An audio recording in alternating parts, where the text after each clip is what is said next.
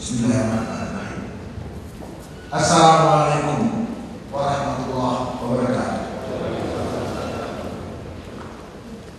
Yang terhormat Rektor Institut Teknologi Bandung, yang terhormat pimpinan anggota Majelis Ulama, yang terhormat pimpinan dan anggota Senat Akademik, para guru saya, pimpinan daerah Jawa Barat, para pimpinan tinggi Jawa Barat, khususnya Rektor UPI di Kota Pemekasan,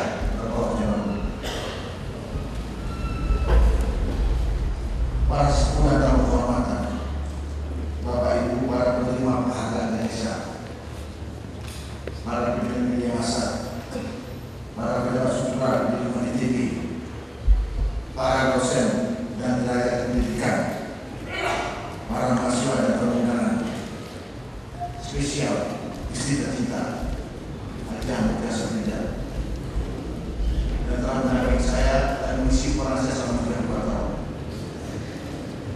Dan anak, keluarga, kerabat, sejawat yang hadir. Pertama-tama sebagai insan dan umat beragama, mari kita bersyukur kepada Allah SWT atas segala rahmat, nikmat serta karunia kita sekalian. Pada hari kita bisa berkumpul di acara peringatan 94 tahun dengan Tinggi Teknik Indonesia.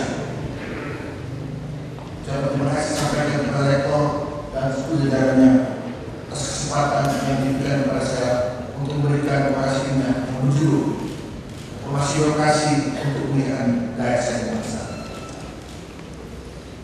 Tahun 72 masih kota kepala diterima di sini dalam pelaksanaan operasinya oleh Profesor Dr. T.B. Sudarmo, dulunya elektrifikasi desa. Jadi ada jalan khusus di sini. Dasar dari tema tersebut adalah kataan bahwa informasi lokasi merupakan tes pertama dalam program pembangunan nasional, baik dalam RPJMN 2010-2014 maupun dalam rancangan RPJMN 2012-2019 yang menjadi kunci keberhasilan pembangunan nasional. Selain itu, percepatan dan pemantapan reformasi birokrasi secara nasional perlu didukung oleh perguruan tinggi termasuk ITB, terutama melalui peningkatan kualifikasi, kompetensi, dan kapabilitas sumber daya manusia dalam inovasi dan pengembangan teknologi guna meningkatkan daya saing bangsa. Hadirin yang saya hormati,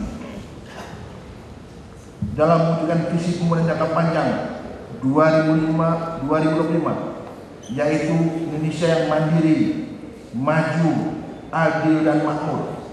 Saat ini kita berada dalam tahapan RPJMN ketiga dengan sasaran memantapkan pembangunan secara menyeluruh dengan menekankan pembangunan pada keunggulan kompetitif perekonomian yang berbasis sumber daya alam yang tersedia, sumber daya manusia yang berkualitas, serta kemampuan ilmu pengetahuan teknologi. RPJMN kali ini sangat penting untuk menguatkan fondasi agar bangsa kita keluar dari jebakan negara berpenghasilan menengah, guna menjadi bangsa yang sejahtera, makmur, serta memiliki daya saing tinggi. Untuk mencapai tujuan tersebut dibutuhkan pemikiran yang tidak sebiasanya atau not business as usual, perbaikan menyeluruh, serta prinsip keberlanjutan dalam menyikapi kondisi internal maupun eksternal yang ada. Kondisi internal bangsa kita, jika dilihat dari aspek demografi, maka pada saat ini kita berada pada kondisi yang dinamakan bonus demografi, di mana pada periode 2020-2030 rasio ketergantungan, yaitu perbandingan antara penduduk usia non produktif dengan usia produktif, akan mencapai angka terendah. Pada periode ini lebih dari 60% penduduk berada pada usia produktif yang akan menjadi penyedia tenaga kerja yang dinamis. Sementara itu, berdasarkan kondisi eksternal, salah satu ditandai dengan implementasi pasar bebas ASEAN atau ASEAN Economic Community pada tahun 2015 tahun depan.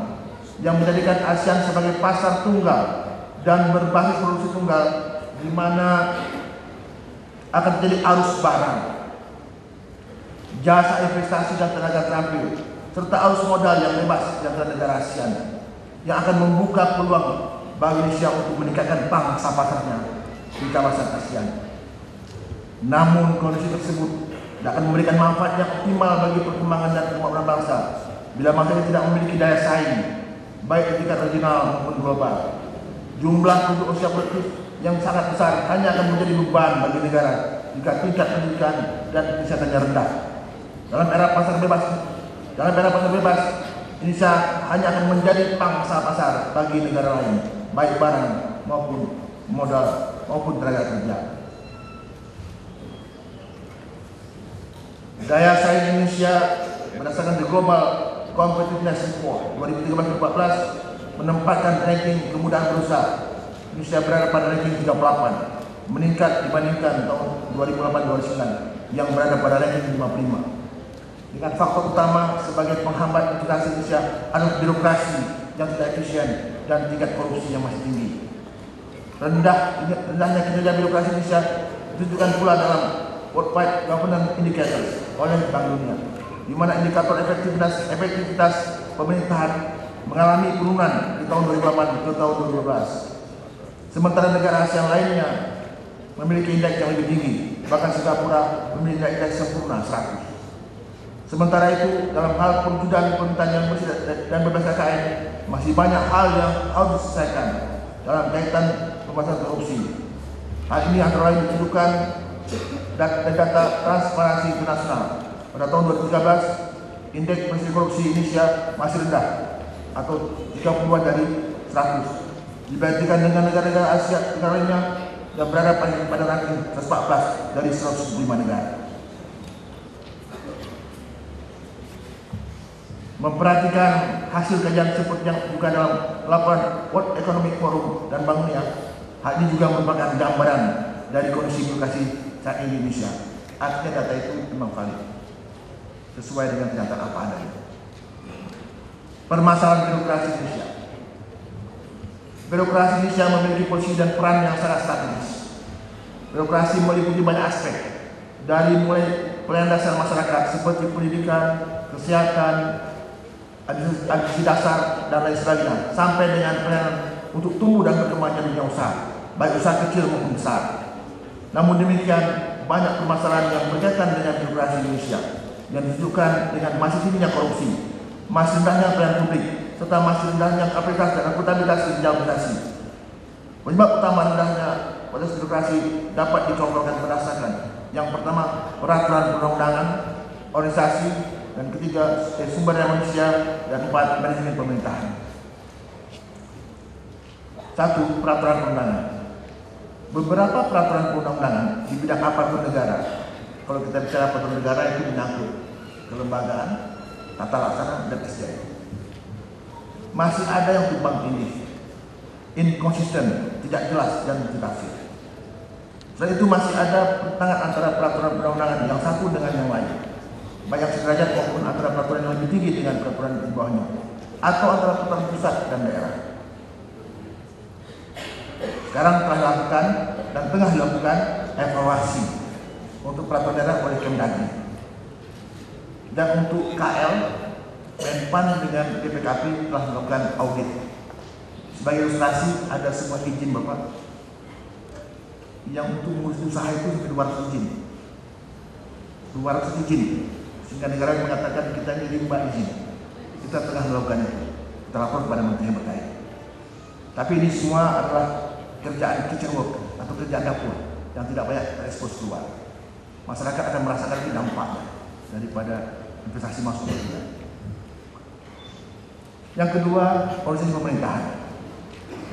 Pelaksanaan desentralisasi Indonesia yang antara lain dicirikan dengan pemberian kewenangan yang sangat luas, serta diikuti dengan pembentukan wilayah administratif baru, baik tingkat provinsi maupun kabupaten kota, dengan tujuan untuk meningkatkan kesejahteraan masyarakat, mendekatkan pelayanan umum, serta memperkuat daya saing daerah.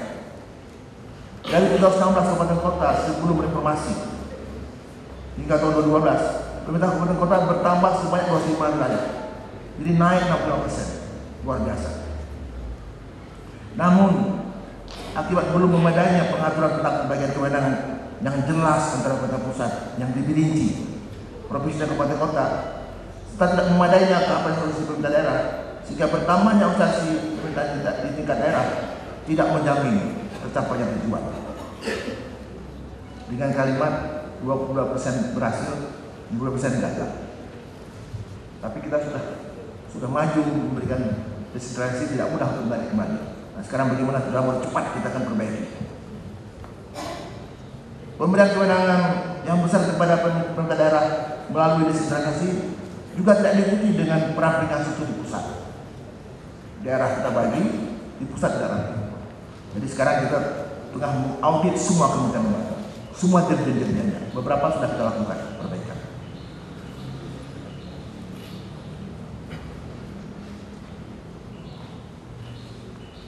Belanja pegawai juga jadi meningkat. Tapi perlu dicatat bahwa kenaikan belanja pegawai dalam APBN dan APBD tidak diikuti dengan peningkatan pelayanan atau kualitas pemerintah daerah dan pusat. Yang ketiga, sumber daya manusia aparatur. SDM aparatur negara berjumlah 4,3 juta lebih, yang terdiri dari 3,401 ribu lebih PNS daerah dan hampir 100 ribu pegawai pusat. Masalah utama SDM adalah alokasi dalam hal kuantitas. Yang kita butuh kurang dan tidak kita butuh lebih. Kualitas dan distribusinya, ada yang menumpuk, ada yang kurang. Manajemen sumber daya manusia belum dilaksanakan secara optimal untuk meningkatkan profesionalisme kinerja pegawai dan organisasi. Hal ini juga disebabkan pada masa lalu sebagian rekrutmen tidak dilakukan dengan baik. Promosi masih KKN dan politik. Sehingga dari mulai rekrutmen sudah menumbuhkan korupsi. Apabila proses selanjutnya. Keempat, manajemen kinerja pemerintahan. Manajemen pemerintahan masih orientasi kepada input atau program, belum orientasi kepada output atau outcome. Jadi belum performance base. Jadi yang penting proyek selesai, daya serap tinggi selesai, manfaatnya jarang diukur. Nah baru 3 tahun ini kita ukur. Tampak dari anggota kinerja pemerintah kabupaten kota yang masih rendah, hampir 500 daerah. Tahun lalu hanya 4 yang dapat B. Kita punya klasifikasi D, C, CC, A, AA. B, A, A. Jadi yang B baru 4, yang lain di bawah itu semua. Mudah-mudahan tahun ini akan lebih baik. 9 dan 30 dapat B. Kalau pusat agak lumayan. Dari 76 KL, 31 sudah B ke atas. Tapi memang perlu terus kita genjot, kita tanamkan performance based management. Jadi ada indeks kerja utama, ada hasil nyata sesuai yang direncanakan. Dengan kondisi di atas, maka sesungguhnya birokrasi perlu diperbaiki secara menyeluruh sehingga menjadi birokrat yang bersih di KKN, memberikan pelayanan yang baik kepada masyarakat dan dunia usaha. Saya sengaja bagi 2, serta bekerja untuk menunjang target pertumbuhan ekonomi Indonesia, yakni masyarakat dengan pendapatan per kapita 14.000 sampai 15.000 dolar. Seperti dituangkan dalam NPJMN 2014-2019 agar terbebas dari jebakan negara berpenghasilan rendah. Berpenghasilan menengah. Kita masuk reformasi birokrasi untuk memperkuat daya saing bangsa. Reformasi birokrasi telah lama dipandang sebagai faktor pengungkit penting dalam pembangunan suatu bangsa. Bahkan bagi negara-negara yang telah maju sekalipun, di mana reformasi birokrasi merupakan proses yang tidak berhenti. Hal ini disebabkan karena tuntutan lingkungan strategis seperti perkembangan teknologi informasi dan komunikasi, globalisasi, dan peningkatan daya saing bangsa. serta harapan masyarakat terhadap kinerja pemerintah pusat dan daerah yang terus berkembang sejalan dengan perkembangan dan dinamika masyarakat. Pentingnya reformasi birokrasi ini berdasarkan pada fakta bahwa keberhasilan pembangunan di beberapa negara seperti Korea dan Cina terletak pada usaha sistematis dan sungguh-sungguh untuk memperbaiki sistem, struktur dan budaya dalam birokrasi, sehingga kedua negara tersebut kini memiliki daya saing yang kuat tidak hanya di tingkat regional namun juga di tingkat global, serta pertumbuhan ekonomi yang sangat tinggi. Kesamaan karakteristik Korea dan Cina dalam melakukan reformasi birokrasi adalah pengisian jabatan dalam birokrasi oleh lulusan-lulusan terbaik dari universitas dengan menggunakan seleksi yang transparan, terbuka dan objektif. Ini menggunakan ANETB. Tantangan Indonesia dalam reformasi birokrasi yang dimulai sejak era reformasi tahun 1998 yang ditujukan untuk meningkatkan daya saing bangsa melalui penciptaan tata kelola pemerintahan yang bersih, kompeten dan melayani untuk mengakselerasi berbagai potensi komparatif maupun keunggulan kompetitif yang kita miliki, didasari oleh nilai dan budaya yang kuat untuk tidak melakukan korupsi, berorientasi pada pertumbuhan serta memiliki jiwa nasionalisme dan patriotisme untuk bangsa dan negara. Dalam tahapan reformasi birokrasi Indonesia dalam 5 tahun ke depan harus pindah dari birokrasi yang sangat mengedepankan peraturan atau rule based birokrasi kepada birokrasi yang berbasis kinerja atau performance based birokrasi. Pada tahapan kedua 2025 Indonesia bisa mencapai birokrasi yang dinamis. Kita menentukan keadaan ke depan seperti apa. Untuk sampai pada kedua tahapan tersebut, berbagai rencana dan kebijakan telah ditetapkan untuk membangun able people, agile process, positive culture, dan adaptive policy. Besarnya tuntutan masyarakat terhadap kualitas pelayanan publik harus segera direspon dengan berbagai inovasi. Pemerintah harus cepat-cepatnya melakukan perubahan di berbagai sektor pelayanan publik, deregulasi dan debirokratisasi. Pelayanan publik harus segera dilakukan dengan pengembangan teknologi informasi dan komunikasi. Sebagai respon terhadap tantangan yang ada, serta sebagai bentuk upaya percepatan dan penguatan kerangka regulasi reformasi birokrasi, Kemenpan RB pada tahun 2012 telah merencanakan 9 program percepatan reformasi birokrasi yang meliputi penataan struktur birokrasi. Sudah beberapa kementerian, kita sekarang tengah melakukan 16 audit birokrasi, sebagian sudah masuk ke presiden. Kemudian kita sudah siapkan juga machinery of government ke depan untuk next presiden. Bagaimana lebih ramping kita siapkan. Jadi kita betul-betul buat proses ini berdasarkan tantangan, mandat dari undang-undang dan perkembangan iptek. Jadi kita sesuaikan. Kemudian penataan jumlah dan institusi PNS, sekali sedikit saya buat elaborasi. Formasi betul diberikan berdasarkan analisa kebutuhan, analisa jabatan, analisa program kerja, termasuk ini. Distribusi kita tekankan sekali. Ada kementerian yang minta banyak, kita kasih setengah lagi ambil dari kementerian lain ke daerah. Ada distribusi, ada pemindahan. Sistem transaksi PNS, misalnya tahun ketiga, tahun 2012 kita mulai dengan angka 13.000, tahun lalu dengan angka 65.000, sama seperti yang dialami oleh yang disampaikan oleh Pak Rektor tadi. Dari Papua, dari Aceh ke Papua, kita melakukan. Tapi untuk Papua memang kita harus ada afirmatif. Tapi selalu saya katakan afirmasi boleh, tapi tidak melanggar fairness. Fairness tidak melanggar. Jadi sedikit saya sharing di sini Bapak. Untuk Papua saya katakan begini, Bapak Bupati punya 3 tugas. Sebagai Bupati, tahun ini kita akan buat tes Pak. Seluruh Indonesia, pusat, daerah, provinsi, kabupaten kota, pakai CAT, komputer assist test.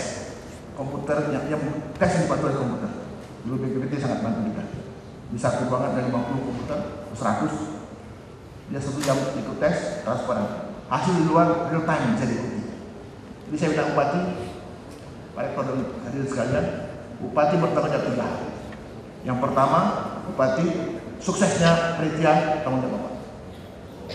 Yang kedua, sebagai pejabat politik di daerah terpencil, daerah yang kena, boleh mengutamakan pelamar setempat. Tapi kita tidak boleh melarang orang luar. Tapi boleh tulis kami utamakan lulusan setempat, misalnya itu. Untuk guru di pedalaman Irian, namanya bisa. Tadi untuk kampus jangan, biar kita cross ini. Yang ketiga, sebagai bapak dan anak, saya minta sebulan ini bikin bimbingan tes, latihan tes kayak gitu. Jadi sekarang bantu mereka. Jadi aktivasinya di depan, kita bantu mereka. Kita kasih model-model soal supaya latihan. Jadi artinya kita ingin betul-betul berubah, tapi jangan sampai orang menghambat kita. Dan tahun ini kita serahkan ke daerah. Jadi kalau dulu ada kesan Menpan mau tarik, sekarang kembalikan ke daerah, tapi dengan aturan yang kita buat bersama. Fairness, keterbukaan. Promosi PNS secara terbuka. Itu yang nomor 2. Menpan sudah lakukan, Mendagri sebulan lalu, sekjennya itu hasil lagi terbuka. Kita harapkan dengan kebagian demikian akan diikuti oleh kabupaten kota. Kita lagi siapkan briefing. Ini luar biasa dampaknya. Jadi nggak bisa lagi anak saya kan asli jadi deputi atau soal lagi, jadi periksa, dites. Ya. Karena ayat Tuhan mengatakan apabila suatu urusan kamu serahkan kepada bukan ahlinya, maka tumbuhlah kehancuran. Berarti harus kasih ahli, tapi bukan ahli paham, famili, tapi ahli yang paham.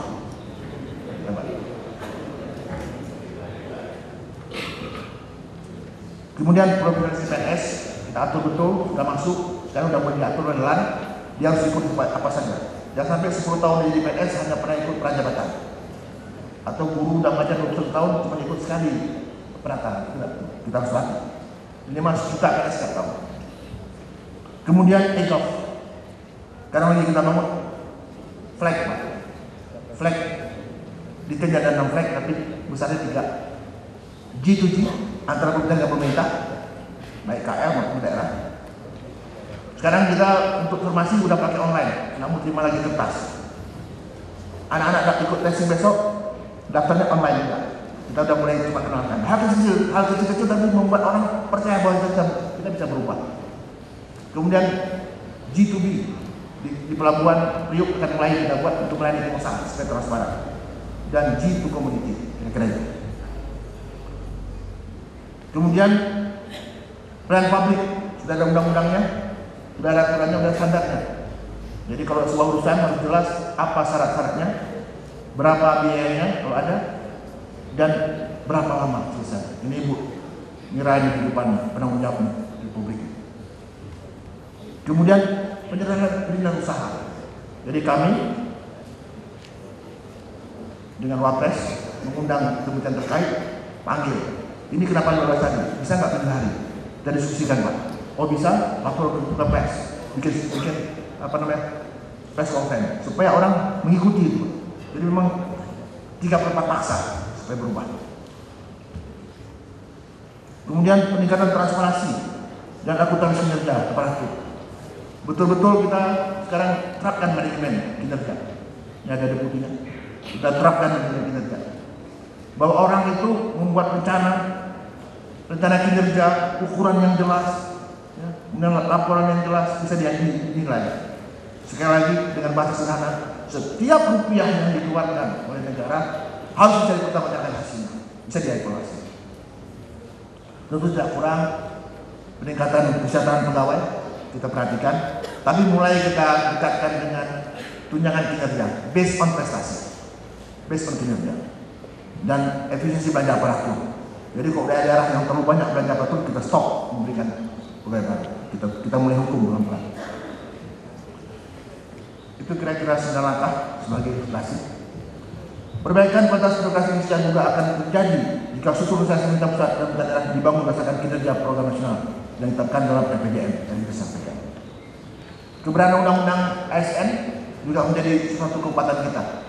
Undang-undang ASN ini Jadi kita dengan kewenangan ini sangat kuat bisa mengatur dari mulai menghitung kebutuhan, menerima cara penerimaan, peningkatan kompetensi, promosi, memberikan remunerasi tambahan berdasarkan kinerja sampai pensiun. Kuat sekali undang-undang. Sekarang dengan susun PP, ada 18 PP, tapi sudah kita cukupkan bergabung menjadi 7 PP.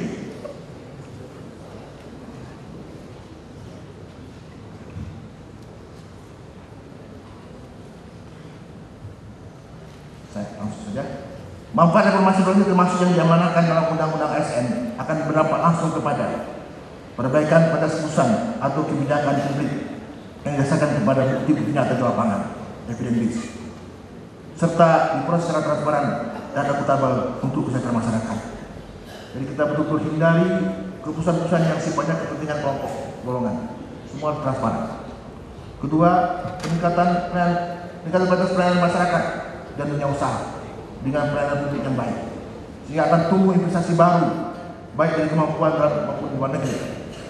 Kondisi tersebut tidak hanya memberikan lapangan kerja baru, namun akan menumbuhkan supply yang lebih baik dan saling mempengaruhi, yang pada akhirnya menjadi ajang peningkatan kemampuan dan inovasi. Serta yang ketiga, penghematan belanja birokrasi dan penurunan angka korupsi, meningkatkan jumlah belanja pembangunan infrastruktur. Jadi kita bisa tingkatkan sangat lambat. Dulu pernah cepat sekali kita bangun infrastruktur, tapi akhir-akhir ini sangat lambat.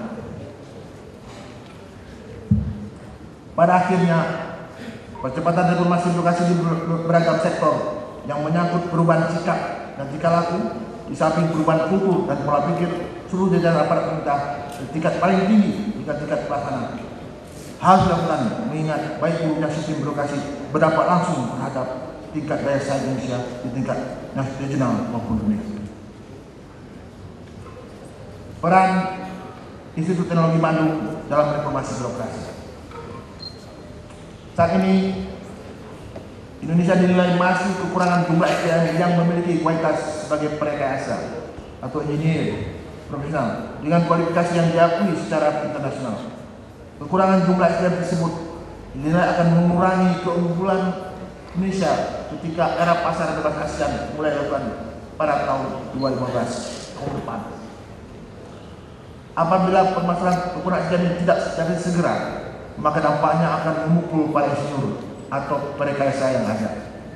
Hal ini karena lapangan kerja sebagaimana tersedia dalam program Master Plan Percepatan dan Pelolosan Pembangunan Ekonomi Indonesia bisa diisi oleh pekerja asing yang memiliki keahlian dan standar yang lebih baik. Di sini digambarkan betapa perlunya kita punya peta seperti ini. Ini kasar masih, tapi kira-kira ITB salah satu perlu meriset lebih dalam lagi apa saja yang dibutuhkan di tiap daerah tersebut dan bagaimana cara meningkatkan bersama-sama.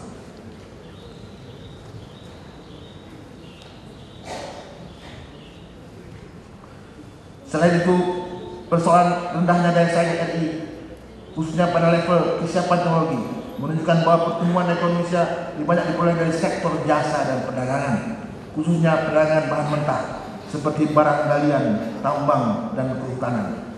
Oleh karenanya, pemerintah nilai harus bekerja keras untuk meningkatkan peran teknologi dalam meningkatkan nilai tambah produk ekspor, sehingga tidak hanya didominasi bahan mentah.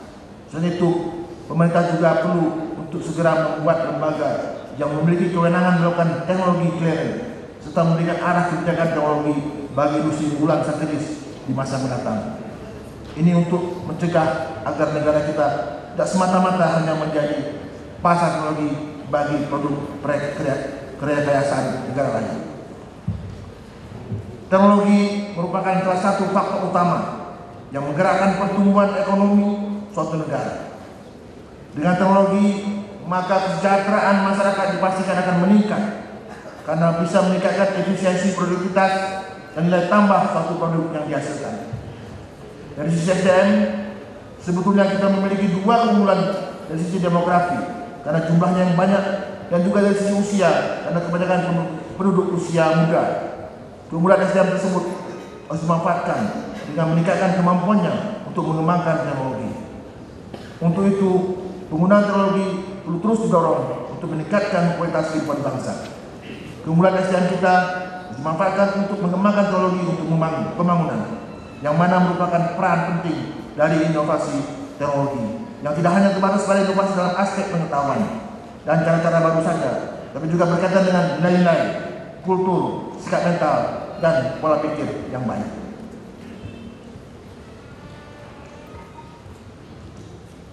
Salah satu contoh adalah dengan penerapan Undang-Undang Minerba yang akan mendorong tumbuhnya aplikasi pembangunan pabrik pengolahan dan pemurnian bahan mineral dan tambang. Saya perlu bocorkan sedikit. Ini perjuangan seperti merebut kemerdekaan untuk renegosiasi. Nanti saya kasih tahu siapa. Ada 3 di kabinet yang dari TB, luar biasa memperjuangkan ini. Ada 1 yang bukan TB, 3 itu keras itu. Kan ini tidak mudah orang terima renegosiasi. Ada negara besar di situ. Tapi alhamdulillah kita dengar sudah ada perubahan. Dengan hadirnya pabrik pengolahan dan pemurnian tersebut, maka akan memerlukan keahlian para sarjana teknik untuk mengolah hasil tambang yang ada di dalam negeri. Selain itu, kebijakan hilirisasi juga memicu banyak keuntungan, seperti meningkatnya tambah produk mineral secara finansial dan ekonomi, tersedianya bahan baku industri dalam negeri, meningkatnya penyerapan tenaga kerja, pendapatan negara dan masyarakat, baik oleh pajak, produk domestik, nasional bruto, dan pendapatan per kapita. Melalui penetapan Undang-Undang Nomor 4 Tahun 2009 dan berlakunya larangan ekspor biji mineral sejak 12 Januari 2014, maka Indonesia memang akan mengalami penurunan penerimaan pajak dan royalti akibat program hilirisasi yang melarang ekspor mineral mentah dalam 3 tahun mendatang. Biasa kalau orang lihat itu ada pengaruh sebentar, tapi ke depan akan siap. Namun demikian, setelah 3 tahun tersebut kita akan bisa menikmati hasilnya karena fundamental kita sudah siap. Ini sangat membantu mengembangkan SDM di negara ini. Upaya yang telah dilakukan tidak mudah karena melawan kepentingan yang dibangun dan perjanjian yang tidak seimbang. Namun tentunya hal ini merupakan kemerdekaan untuk mengolah sumber daya alam bangsa yang harus terus diperjuangkan.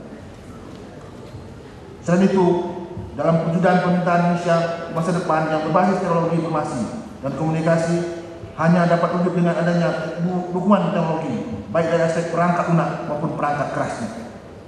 Belanja teknologi informasi dan komunikasi pemerintah secara total rata-rata per tahun 14 triliun. Namun dampaknya bagi pengembangan e-government masih tidak signifikan. Oleh karenanya diperlukan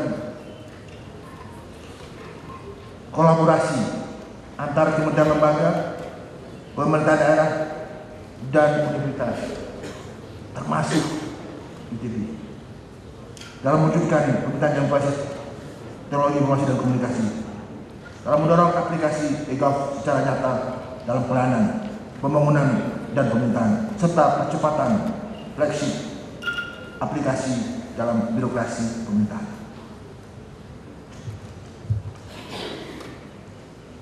Ilustrasi pentingnya penguasaan teknologi ini dapat kita bagi dari pengalaman keberadaan PT di Bank Indonesia. Ini ada debatable karena dia sekarang tidak begitu sukses karena pengaruh politik dulu zaman 98. Tapi sengaja kita tetap saya taruh di sini supaya menjadi perhatian kita. Tidak boleh terulang lagi PTDI seperti sekarang. Yang mana telah menjadi sumber ekonomi yang tidak hanya bergerak dalam cakupan nasional saja, namun juga global, yang bisa terus berlanjut dan berkesinambungan hanya melalui inovasi dan pengembangan teknologi. Dengan kata lain, dunia dapat menjadi pasar bagi produk yang dihasilkan melalui inovasi dan pengembangan teknologi. Oleh karena itu, perguruan tinggi dan institut yang bergerak dalam bidang pengembangan teknologi seperti ITB akan memegang peran kunci dalam pengembangan daya saing bangsa di masa depan. Saya mau tambah sedikit Pak Rektor. Di hati saya, PTD itu belum butuh dan aku akan terus menjulang ke depan dengan dukungan kita di sini. Penutup. Reformasi birokrasi Indonesia dapat tercapai dengan dukungan seluruh pemangku kepentingan. Dan perguruan tinggi merupakan salah satu andalan untuk mewujudkannya. ITB yang telah memiliki reputasi internasional sangat kompeten dalam mendorong terjadinya perubahan dan reformasi birokrasi Indonesia. ITB yang dalam sejarah selalu menjadi pusat perubahan dan reformasi Indonesia harus juga terpanggil untuk memberikan kontribusi positif dan bisa menjadi penggerak utama perubahan dan reformasi birokrasi. ITB mengambil peran dalam dukungan pengembangan kualifikasi, kompetensi, dan kapasitas sumber daya manusia. Sebagai penutup, dikala saya menyampaikan kepada seluruh sivitas akademika ITB untuk mengakselerasi pembangunan Indonesia, maka masih sangat memerlukan kontribusi pemikiran dari berbagai pihak, khususnya ITB. Karena saya yakin bahwa ITB sebagai institusi pendidikan memiliki peran yang sangat strategis untuk menyiapkan generasi penerus dan para pemimpin bangsa yang tidak saja memiliki kapabilitas, tapi juga budaya dan integritas yang baik, serta generasi muda yang memiliki jiwa nasional yang kuat. Sebelum saya tutup, saya ingin kasih konklusi terakhir. Fakta objektif birokrasi kita belum sehat. Pembenahan menyeluruh birokrasi mutlak harus. Kalau enggak kita akan tenggelam terus. Dipastikan kalau ini enggak berhasil, kita menjadi pasar negara lain yang menikmati sebagai birokrat yang korup dan pengusaha yang korup. Jadi perlu ada gerakan reformasi birokrasi. Gerakan kita sama-sama. Perlu ada grand design, roadmap sudah ada.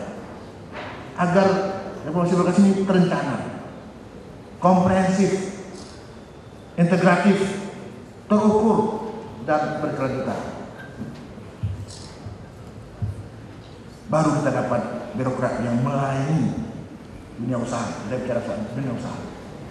Dunia usaha ini termasuk anak ITB yang terutama membuka perusahaan mudah. SPP-nya dia belum lunas, masa dia harus bikin perusahaan dengan mahal sekali. Kira-kira begitu. Bebas KKN dan efisiensi belanja pegawai, belanja birokrasi sangat mungkin. Australia itu setiap tahun 3% dia turun. New Zealand dia punya anggaran belanja birokrasinya. Saya sampaikan, kalaupun tidak nominalnya, tapi prestasinya turun. Karena APBN kita akan naik terus, jadi kita prestasinya turun. Dengan demikian, cost ekonomi bisa kita tekan. Orang mau investasi di sini. Dan belanja infrastruktur bisa kita tingkatkan. Yang terakhir, keputusan dan kebijakan publik harus evidence based, transparan dan akuntabel, bisa diteliti oleh orang lain. Jangan buat perjanjian yang merugikan bangsa. Dan kemudian keputusan yang diambil bermanfaat buat kemajuan bangsa dan masyarakat. Demikian pendapat yang saya sampaikan. Lebih dan kurang kami mohon maaf. Akhiri, Assalamualaikum warahmatullahi wabarakatuh.